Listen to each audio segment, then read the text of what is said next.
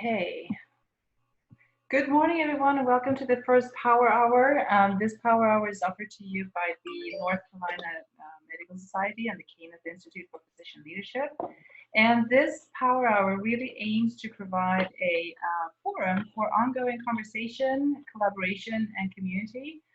In particular, particularly important during these times of COVID-19, and how we can together join forces and be that strong community and keep the conversation and collaboration going. We are going to have a Power Hour every week, so please tune in and join the chat that we're going to be having around different topics. The moderator for today is Franklin Walker from the North Carolina Medical Society Foundation, and Franklin is the VP of Rural Health Systems, and he's joining us by phone. So I'm going to hand it over to Franklin. Thanks, Tina. Good morning, everybody, or good afternoon. Thank you for joining our initial kickoff of the Power Hour. We're excited today to talk about telemedicine, and we have two experts, one on the clinical side and one on the technological side. So I'd like to briefly introduce Dr. Steve North, who's the State Medical Director for Eleanor Health, and he's a practicing family physician and adolescent medicine specialist at a rural health center in Mitchell County in western North Carolina. And Dr. North has a tremendous wealth of experience in telehealth and telemedicine. Our second participant today is Mr. Reynold Yordy, who has over 20 years of experience in healthcare IT and programming. He's co-founded multiple technology companies, spanning from telemedicine, teleradiology, wellness, and addiction treatment. So I want to welcome both my panelists today, and I know that Tina will be listening for folks that raise their hand on the chat function for questions. So I'd like to get started today asking Dr. North if you could expound on the difference. Sometimes we get confused between the terms of telehealth and telemedicine. So Steve, if you could define those two for us, those differences, that would be great. I'm not sure I can, because you asked, 30 different experts and you get 30 different answers. So how I think about it, and this is evolving always, is telemedicine is really a medical provider providing care to an individual, either real time or asynchronously, with both an audio and a visual component. And then telehealth is everything from speech pathology to doing a asynchronous text-based virtual visit, providing behavioral health counseling. I think we spend too much time actually on trying to define what's telemedicine versus what's telehealth. In the context of the federal government, telemedicine is the preferred word. And in the new state Medicaid regulations, telemedicine specifically indicates a doctor-patient interaction or a physician-to-physician interaction that involves video and audio. I'm not sure I clarified your question at all, or give you a clear answer at all. Well, no, that helps a lot, and I appreciate that. And in my brief research, that you seem to be right on. There's a lot of mixing of terminology there. Reynold, in your estimation, when you look back on your history, what is the required technology that the physicians need, the provider community needs to provide telemedicine services? Yeah, I mean, the good news of where we're at today with technology is the answer to that is so much better than it was in the not too distant past, right? I mean, it used to be, hey, let's spend $10,000 on hardware to be able to do this. Now it's really as simple as, do you have a computer or do you have a smart device? And if your computer has a camera, you're good to go. So fortunately, the technology barriers have been very broken down and allow for much better approaches to. Super, thank you. And Steve, from a physician's perspective, do you have any perspective on the technology to add on to what Reynold just said? I've got a lot of perspective on the technology, and I'll try to keep it brief. When we first opened our school-based telehealth program in Mitchell County in 2011, we spent about $250,000 to outfit 3 schools, and that included things like a TMS server that if anybody needs a TMS server, please send me a message and I'm happy to give it to you. But we have now transformed from spending $20,000 on a cart that has an otoscope and a stethoscope to about $2,000 due to a handheld device that has the exact same capability. The technology continues to become more accessible and affordable. There are home stethoscopes you can buy that are Bluetooth enabled, and also multiple home otoscopes that you can clip onto your iPhone in one model. So as physicians, we need to be aware of the technology that's out there and think about how to adapt our practice styles to what our patients may have in their homes. Okay, thank you. So Steve, let's think about your clinical practice for a minute. And you, of course, see patients personally, yep. And then you see people probably in a telemedicine perspective. And how do you find that you can move those patients that you're seeing maybe face-to-face to telemedicine? Are they resistant to that move? How do you engage them perhaps to move them to telemedicine? Can you talk a little bit about how your office works in that sort of situation? Yeah, so in my rural health center, because of historic federal regulations, rural health centers haven't been able to be the distance site or the initiating site in a telehealth encounter, but that was lifted over the past 2 weeks. So we are rapidly trying to move our patients to video visits. And in rural Mitchell County, we're fortunate that we have an amazing broadband network that reaches most folks in the county, but not everyone. So there are technology limitations.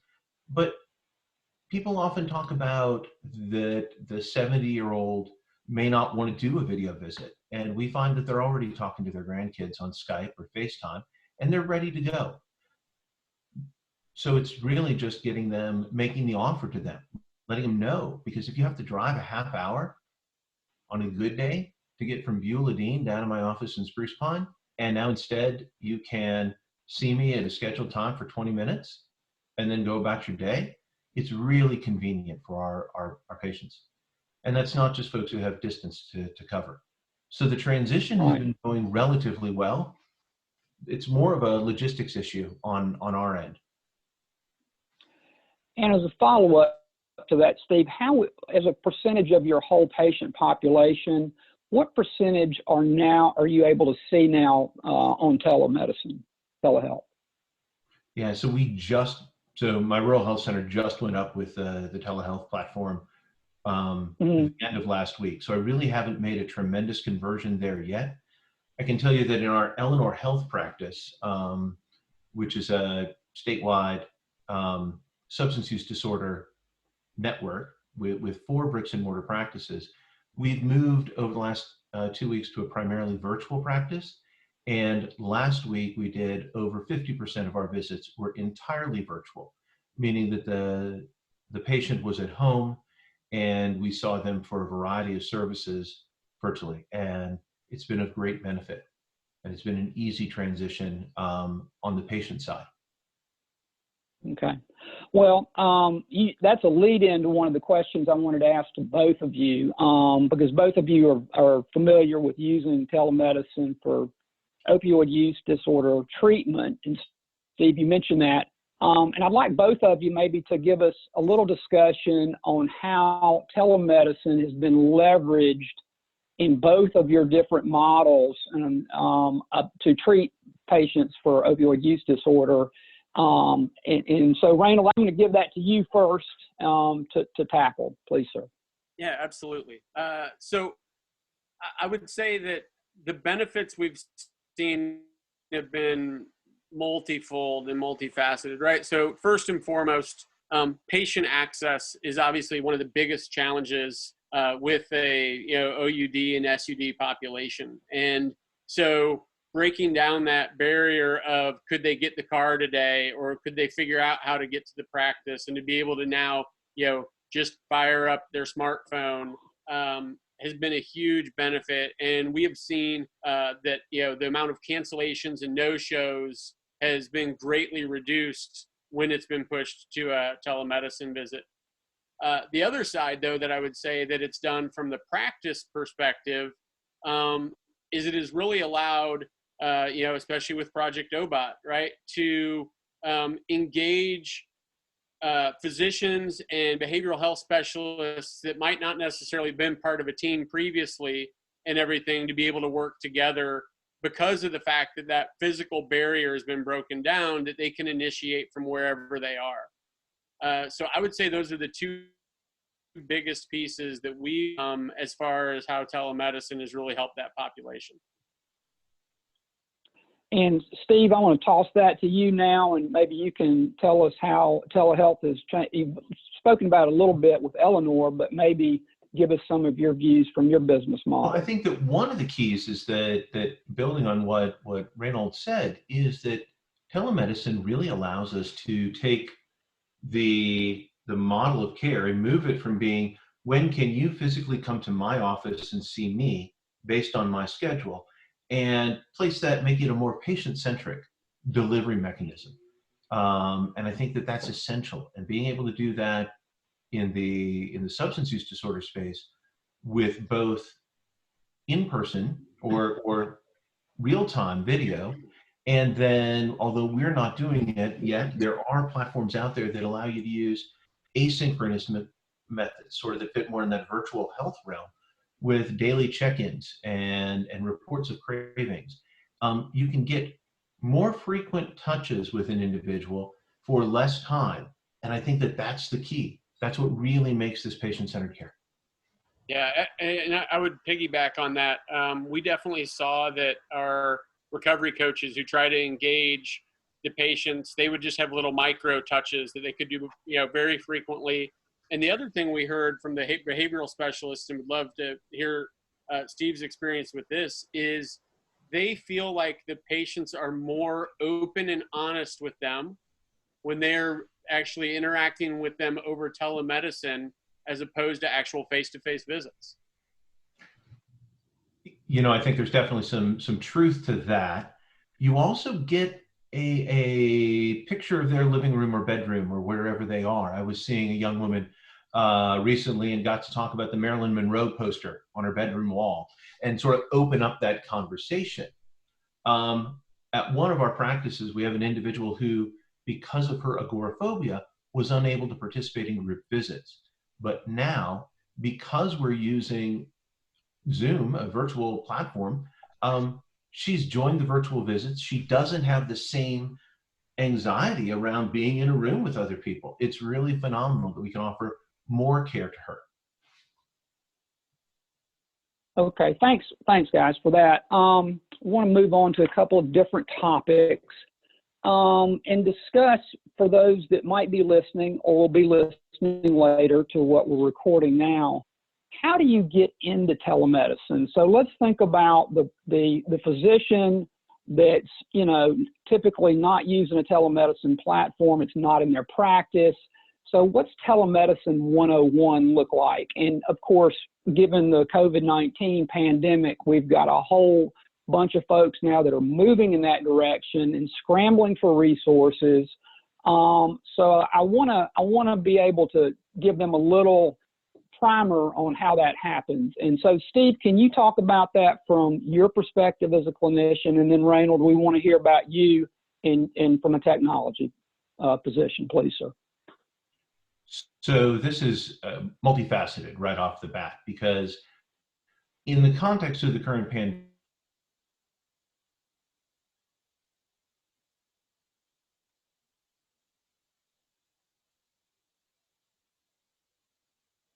they may be 12-year-old son, as of today he's 12, decided that he wanted to spike a fever to 100.3 3 days ago. So I'm currently quarantined and can't go into the office, which is fine.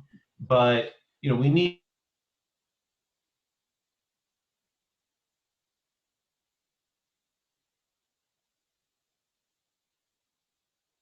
a little bit different. So getting into telehealth, the first thing You know, you need to talk. Often when people call me around with questions of telehealth and wanting to consider it, they say, well, what platform do you use? I'm like, no, wait.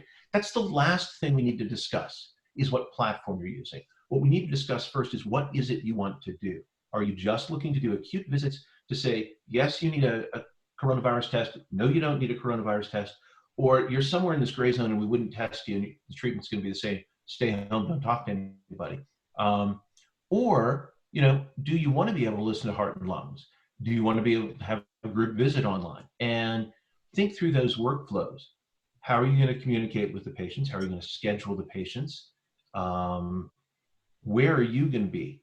So I'm fortunate to have a nice home office, and I'm able to close the door, and you don't hear my sons playing Minecraft or in their group lessons for school. And the dog's not barking in the background, although it might.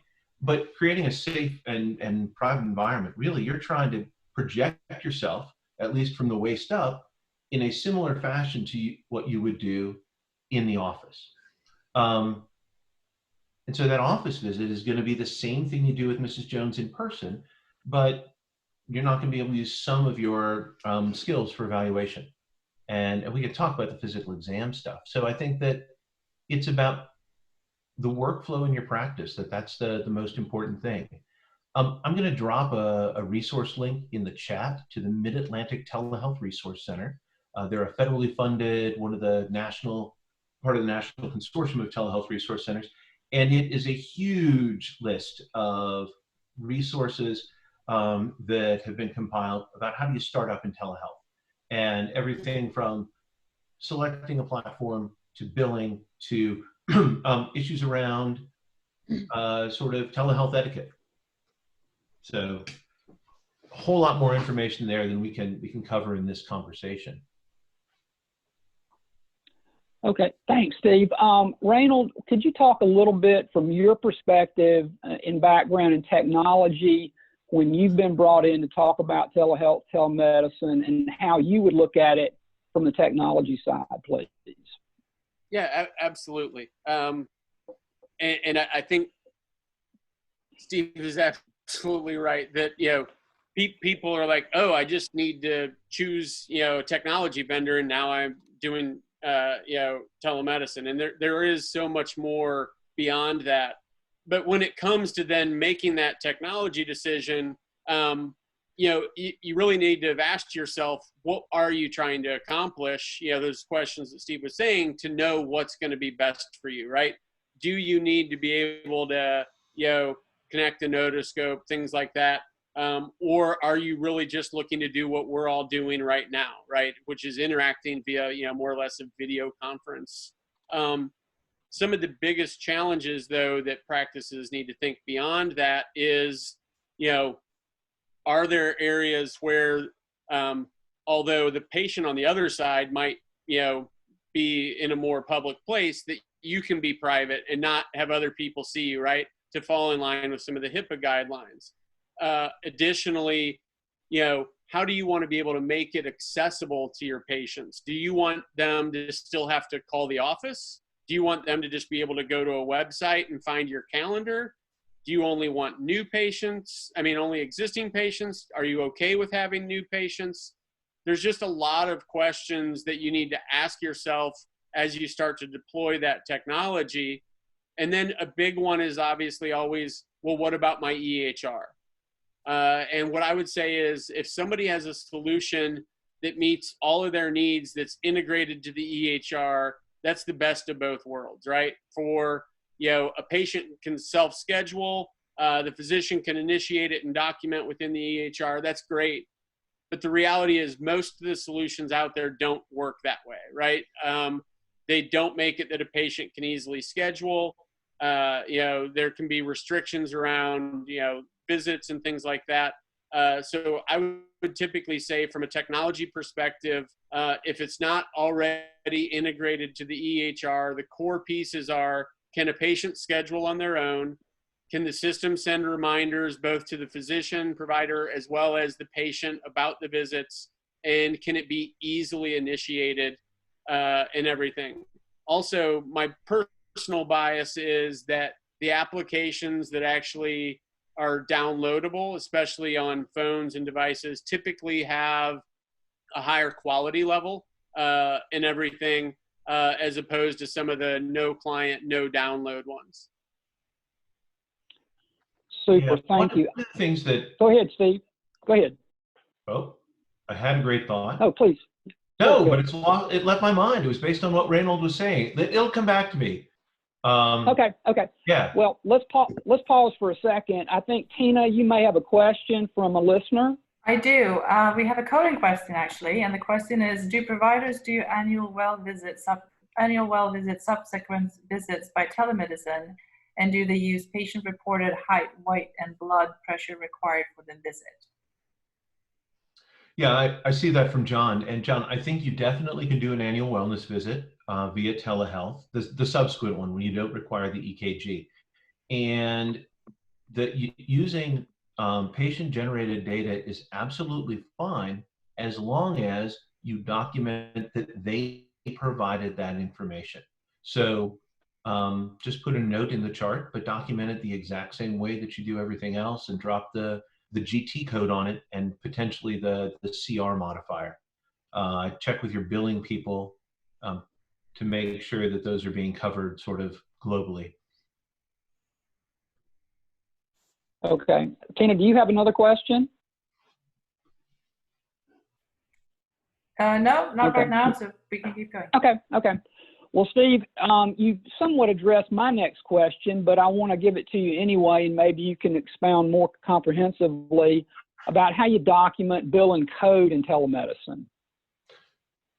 So your documentation should basically be the same as what you document in a normal chart note, because for a physician, you're billing 99213 to 99215.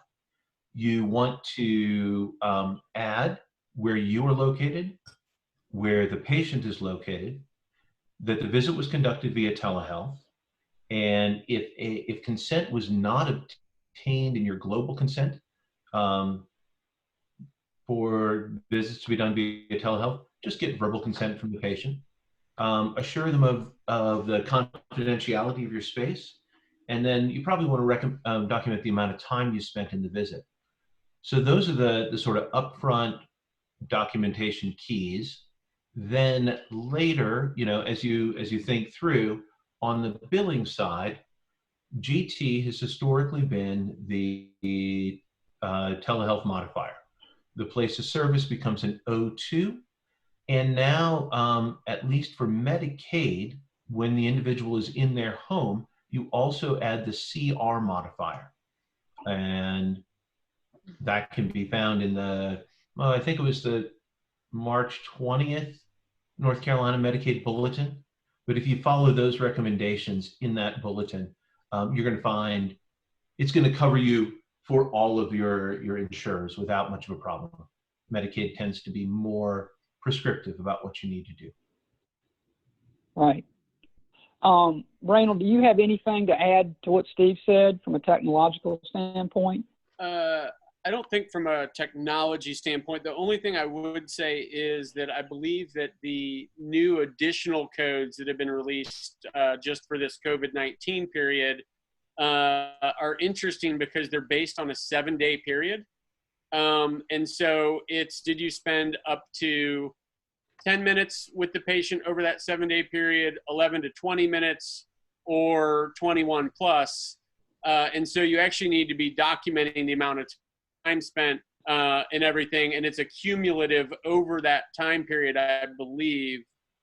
Maybe there's an expert that can clarify on that. Yeah, John, those codes tend to be for the telephonic visits. I think it's 99411. I'm not 100% sure on that off the top of my head. I type in telephone visit and they give me the code. But as opposed to the traditional 99213, et cetera, that are used for real-time telehealth interactions, real-time telemedicine interactions, as I mangle my terms. Yeah. Okay. Tina, I think we have another question. We do, and this is another question from about this is a question about the platform options. So from Danielle, there are many platform options out there. Is there any method you can recommend to help determine which platform may be the best fit for your needs? And along with that, any specific capabilities you want to make sure are included or any items to watch out for? And once we've responded to that one, I have another question from John again as well. Reynold, why don't you start off on the Yep. on the first one? Yeah. Yep, absolutely. Yeah. So what I would say is honestly start with Steve's questions about what are you trying to accomplish.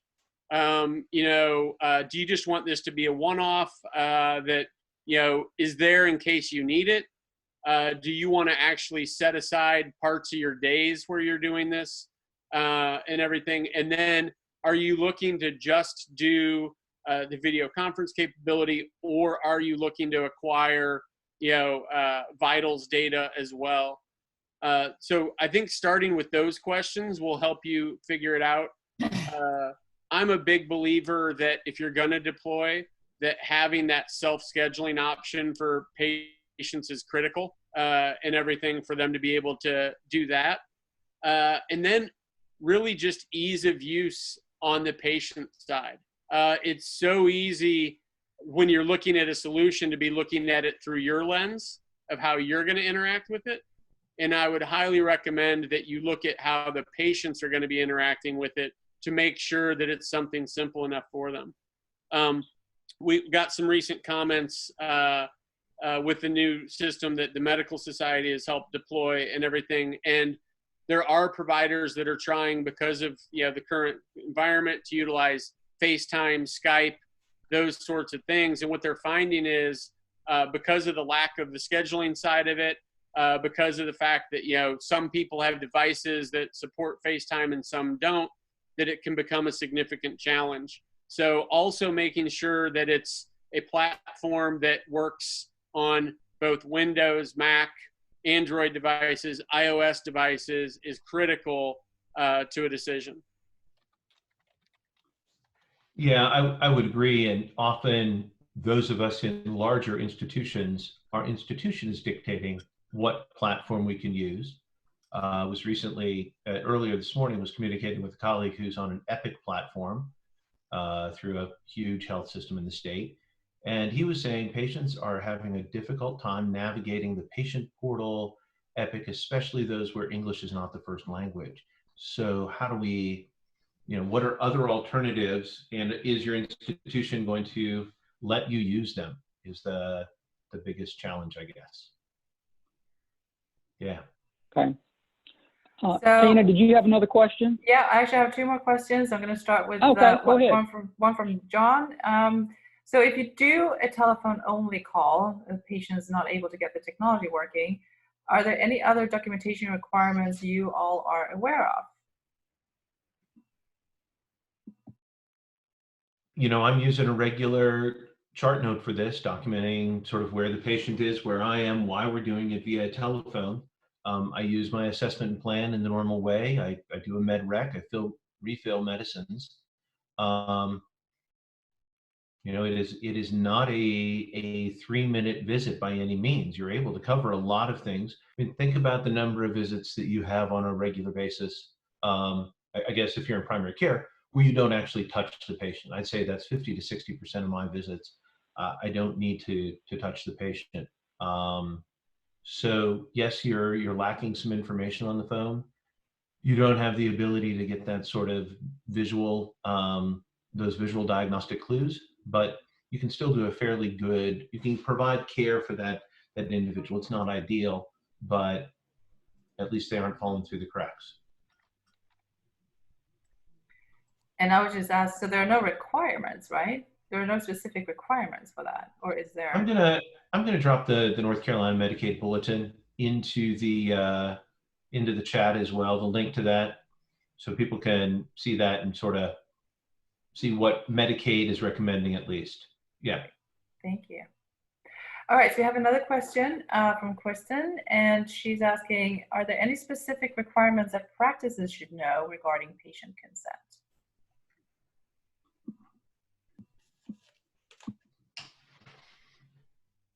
specific practices, you need to obtain consent, obviously. Even for an adolescent, when you're taking care of regular medical issues, strep throat, earaches, asthma, you will need parental consent. If it's the protected content of sexual health and behavioral health issues, depression, anxiety, you don't need parent consent then. But that is that's the consent rules I would have. Verbal consent is fine in this setting.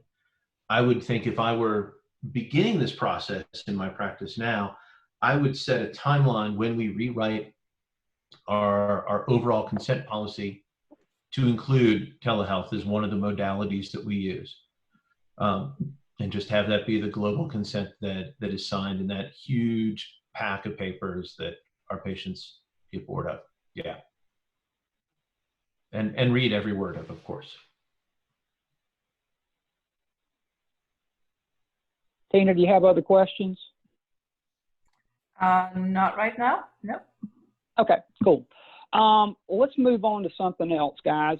So we know that the COVID-19 pandemic has caused a loosening of restrictions on telemedicine, something like I don't think we've ever seen before. So do you all think that once this is passed, that the pandemic has abated to some degree, do you see that the restrictions are going to tighten up again?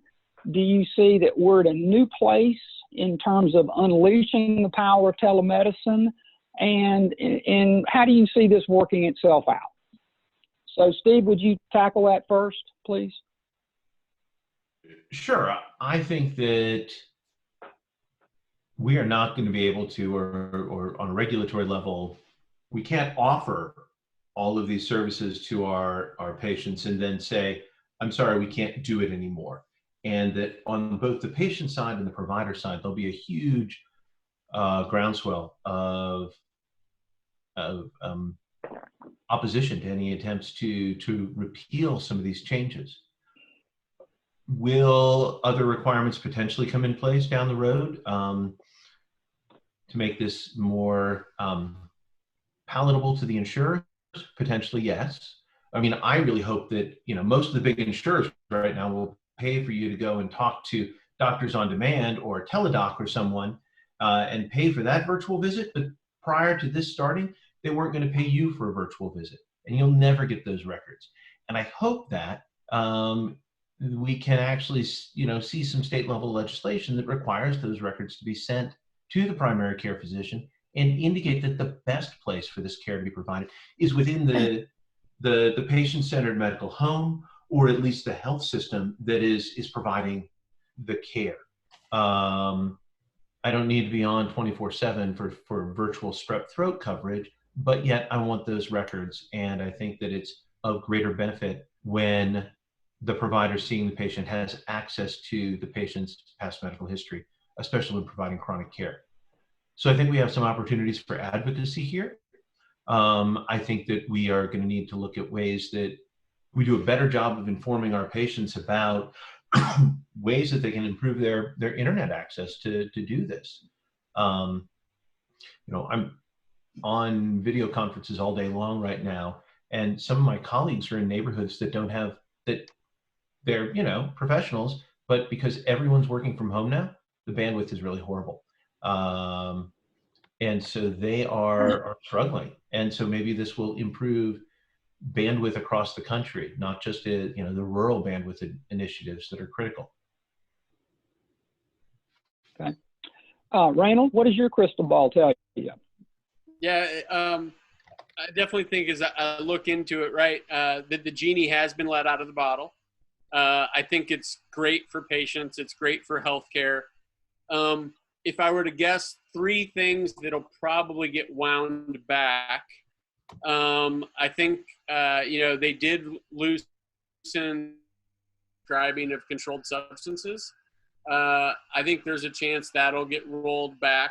The reality is with the, warm handoff regulation that exists out there still are ways to, safely do that and everything.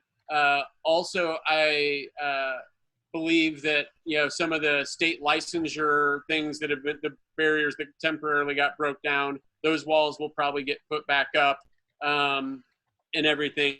But overall, I'm expecting that most of it will stay in place. The other thing that they'll probably unwind is the use of insecure technology like FaceTime, Skype, things like that. I think they'll go back to that. But all in all, I think that this is a new day for telemedicine and telehealth. That's super. Tina, I think we have another question. So Alfred has a question. I would like to see new patients by telemedicine. My understanding is that the patient must be examined by a facilitator during the visit in order to bill new patient visit codes. That is a challenge for me. Do you have any suggestions? I am not aware of those regulations currently existing, and that you can establish in the state of North Carolina a physician-patient relationship virtually with audiovisual communication. I'm happy to help sort through whatever you found that makes you feel that way. It gives you that impression. I'm not saying that this is just an emotional response. I apologize. Because I think clarity is important, and it's tough to get through all of the different policies and what the media says versus what the actual policy says. There's some great resources in the Matrix information that will specifically answer that question. Going to the Center for Connected Health Policy website would be the best one. And I would agree, Steve. I think the only restriction that existed prior was around the controlled substance prescribing of the initiated relationship.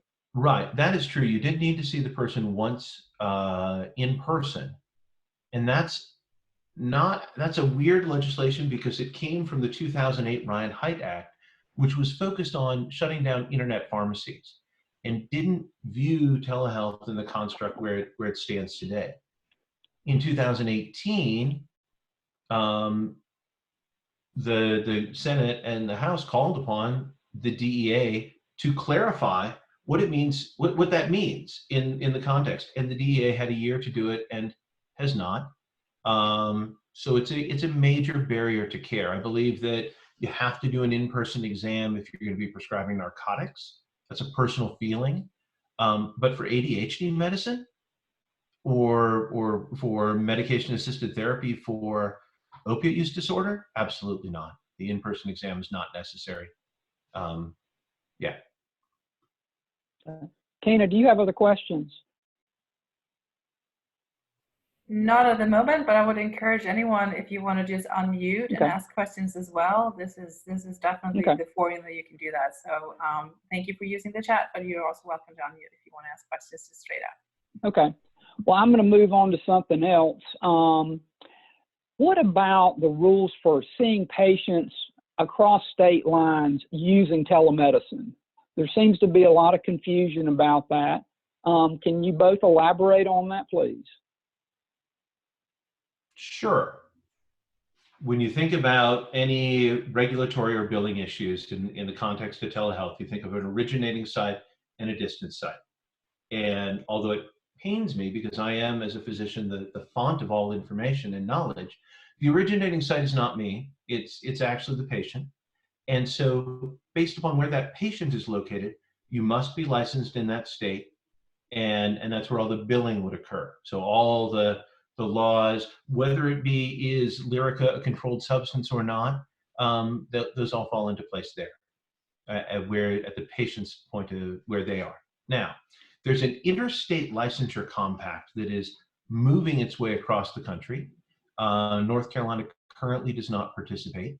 So our licensure is not, our licenses as physicians in North Carolina do not allow us to apply or to see patients in Tennessee. Technically, that's even if it's your established patient and they happen to be visiting grandma in Tennessee. We all know that we've probably called in Cinepril for our 48-year-old patient who forgot his prescription at home to the CVS in Georgia without a problem. But this is the regulatory perspective that I'm trying to portray. Right now, many states are allowing for emergency licensure via telehealth for if you have a a skill that they need. So if you're a pulmonologist and can help support, remotely support event management in New York City, New York State's going to license you as long as you have a valid license in another state. But longitudinally, long term, that's probably going to go away as one of those things that get rolled back. Yeah. Okay. Yeah, interesting. Thank you. So I want to get into a little bit of something else. I know that there's been a lot in the news, of course, about the COVID-19 pandemic. And in the state of North Carolina and other states, we hear a lot about these mobile COVID checkpoints, right, that a lot of the health systems are putting up. And I was wondering if there's a way that telehealth is either being used in those situations or could be deployed in those situations that would help. And Reynold, would you take that one first, please? Yeah, absolutely. So that has definitely been a challenge for organizations that have been trying to do the screenings.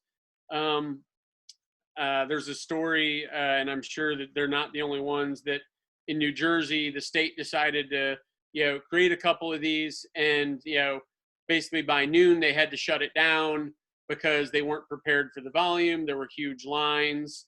And if they had leveraged technology, right, they could have probably overcame that, but it was just a, drive up, right? So utilizing, technology to do that initial screening, to figure out who does currently qualify, then directing them the ability to, turn around and actually schedule that and everything can ease up some of that. And then the other piece that honestly I've kind of been surprised as I've been watching that side of it evolve is, the reality is that's when you should be capturing all their demographics, is when they're sitting on their computer typing the information, not asking them to either type it when they get there or, write it on a piece of paper where the virus can carry, so there's definitely, some low contact solutions that could be done much better by leveraging the technology for those sorts of situations. Steve, I want to hear your perspective as a clinician and maybe any experience that you could bring to bear on that. Please, sir. I think in the role of screening and determining where people need to go based upon their symptoms, and also then providing the follow-up education about why you need to make this choice and why your 12-year-old who had a temperature puts you at greater risk, even though he also complained of a sore throat, why you need to take these actions, and when you'll be ready to see people at home or go back to work. That's where telehealth, I think, really has the power in this setting to decrease the number of people who actually need tested at the drive-through sites and reduce the risk to all healthcare professionals. This could be nursing screen level. This could be PAs and FNPs doing the work. It is not exclusive to physicians. The challenge is just getting that operationally set up. Our school-based program is actually, in the context of this, taken some of our devices. We use a handheld device, and I'm not naming names today, but we've given some to our local FQHC, lent them to the local FQHC since all of our schools are closed, to use in a variety of manners, but also the local hospice program is taking them, so the nurses are taking the technology to homes to evaluate hospice patients a little more thoroughly. And so I think that there are opportunities for telehealth beyond just the acute sort of setting. Okay, thanks, Steve. So my next question or statement, seems like telemedicine, telehealth platforms are broken into a few buckets. Ones that just provide maybe the face-to-face interaction like Skype or FaceTime. Ones that provide maybe a full service line like Teledoc that you guys have both mentioned, I think. And then ones that are actually trying to be or are a full-blown electronic health record, which, again, maybe I'm not right on this, but it seems like there are those three buckets. Can you talk a little bit about that? And if you're looking for a system, how would one discern which bucket they need to choose from? Reynold? Yeah, absolutely. So I guess I'd probably kind of put it in order, right? If your EHR vendor has great telemedicine functionality that provides that self-scheduling, the encrypted communication, a waiting room to make sure that you don't have multiple patients coming in at the same time. All those, I mean, hands down, I would tell somebody that's probably your best bet. But if it doesn't have all those, then I'd probably take the next step of just a standalone platform that can handle the scheduling, that can handle the visit. And the reality is you're going to have to document it all in your EHR anyway. So all those extra bells and whistles that might exist in that platform that almost make it an EHR probably aren't near as beneficial unless it's fully integrated into your EHR, because now you're just dual documenting across the systems. So that would be the technology guy's interpretation, but we'd love to hear Dr. North's view on that. So I appreciate the appeal of everything being integrated into the EHR. However, because I practice in a large health system and have colleagues and friends who practice in large health systems, I know the challenges of getting something into another module added to the EHR, whether it be video visits or something else. And EHRs move incredibly slowly, as opposed to video conferencing technology, which changes much more rapidly. If I were a solo doc or in a small practice and could actually make decisions for myself, and we did with Eleanor Health, I would get an independent video platform that has a couple of features. One is a easy out contract. At this day and age, you should not be signing a year-long contract. These should be month to month. The waiting room is essential. You don't want to have a single address and have your 4:15 appointment be going on and your 4:30 shows up, because all of a sudden you've got a massive HIPAA violation on your hands. And I really would try to keep, look at what you're trying to do and then look down the road. I think that the platform that the North Carolina Medical Society just launched really looks great. I poked around in it a little bit this morning, and the ability for folks to self-schedule, and that it's based on Zoom technology. So a really sort of, when using the professional edition, robust platform is important. People are raising questions about the Zoom hacking that's currently going on in the free versions, I hear. Yeah. Okay. Well, we're getting close to the end of our time here, so I want to be respectful of that. I want to cover a couple of other things, which is resources. And Steve was mentioned that I think he's already dropped in the Mid-Atlantic Telehealth Resource Center, which I've been a part of as well, and they just have a wealth of information. So I would encourage all of our listeners to go there. And from a North Carolina Medical Society perspective, we have developed some pages on our website about telemedicine, both on platforms and how to look for platforms and billing and coding, and we will continue to develop those. And I want to put a plug in for the Presence telemedicine platform that we have just launched. And I'd like to get Reynold to talk briefly about several of the more interesting features that folks might be interested in. Reynold, could you wrap us up with that, please? Yeah, absolutely. And I'm going to talk about it from two aspects, right? The physician onboarding side and utilization side, and then the patient experience. As we were working with the medical society to try to figure out what this needed to be, especially in the current time that we're in, it was to make sure that physicians could get onboarded as easily as possible with the platform, and hopefully we accomplished that well. I mean, it's pulling in information from the CMS's NPI registry to minimize the data entry by physicians. It's, you know, a simple Zoom download, which everybody on this call now has, so that's taken care of, and everything. And then, you know, just being able to, you know, set up a schedule of when you want to see those patients, right? There's a good chance you're maybe still seeing some patients face to face, but trying to reduce that.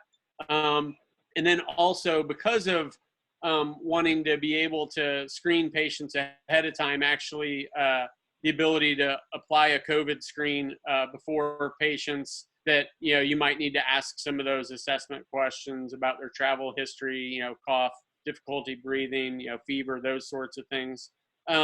And then on the patient side, I really like what the Medical Society did with, you know, giving one single place for patients to be able to go, search by either practice name or provider name to find their physician and everything, select them, and then be able to just quickly choose a day and time for that visit and everything. And then the ability for, you know, the patients to then get those reminders. So as soon as they, you know, schedule that visit, to be able to get an email with a reminder of the date and time they've scheduled, along with a link to initiate that. Like Steve said, one of the key pieces is that, you know, it does have that waiting room. So they have to be admitted in case you're still trying to wrap up a visit and things like that. And then also sending them reminders. At the end of the day, they might not be used to doing this and everything. And so, you know, the fact that they'll get a reminder 24 hours before and then 2 hours before their visit as well, so that hopefully you're reducing, you know, your no-shows and everything like that. So I do think it's, you know, a quick and easy resource. I know that Dr. North gave it a spin earlier today, so at a minimum, hopefully he can attest that the sign-up process was rather quick and everything. And, you know, the fact that the Medical Society is making it available to all the members, I would definitely encourage people to, you know, go ahead and leverage that during this time. Thank you. Franklin, well, I want to thank. Franklin, can I jump in for a second? I remember of course. that Yeah, thought that yeah. left me. It's come back. I think one of the keys when you're having a telehealth encounter with someone is to realize the limitations. And even in the best environments, we can't palpate and we can't smell. But which for 14-year-old boys, not being able to smell the Axe body spray is really, really nice in school-based settings. But the thing that I feel is essential is being able to make that handoff to a higher level of care when needed. And so that requires two things. You need to know where the patient is. And so if they're not at their physical home, are they at grandma's in Durham?